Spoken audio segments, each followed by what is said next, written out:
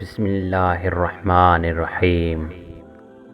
صاحب عقل انسان دوسروں کی تکلیف کو اپنی تکلیف سمجھتا ہے۔ جو شخص دوسروں کی تکلیف پر بے چین نہ ہو اس کو انسان کے نہ ہی انسانیت کی توہین ہے۔ برے کام کا برا انجام ہوتا ہے۔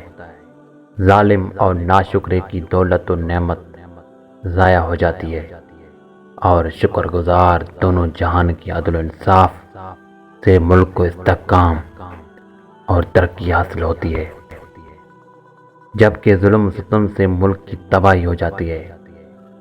نصیحت کو غور سے سننا چاہیے، اس میں نصیحت کرنے والے کو کم اور سننے والے کو زیادہ فائدہ ہوتا ہے۔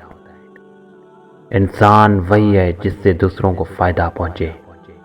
جو دوسروں کی ہمدردی اور خیر خواہی نہ کرے وہ انسانیت کے لیے عار ہے۔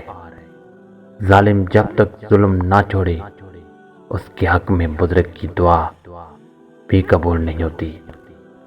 اندازہ لگا لو کہ ظلم اتنا بڑا گناہ ہے، دنیا بے وفا ہے اور انتہائی ناقابل اعتبار اس سے وہی فائدہ اٹھا سکتا ہے۔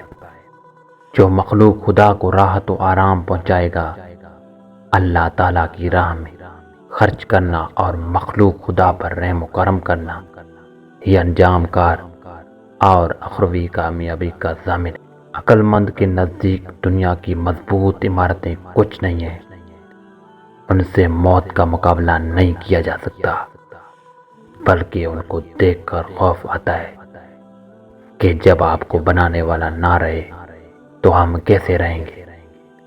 بادشاہوں کی ناراضگی کے سبب حق جوئی کا فریضہ چھوڑ دینا اہل حق کا شیوا نہیں۔ جس کی بیوی غیروں کے سامنے ہنسے تو سمجھ لیں اس کا مرد کہلانے کے قابل نہیں۔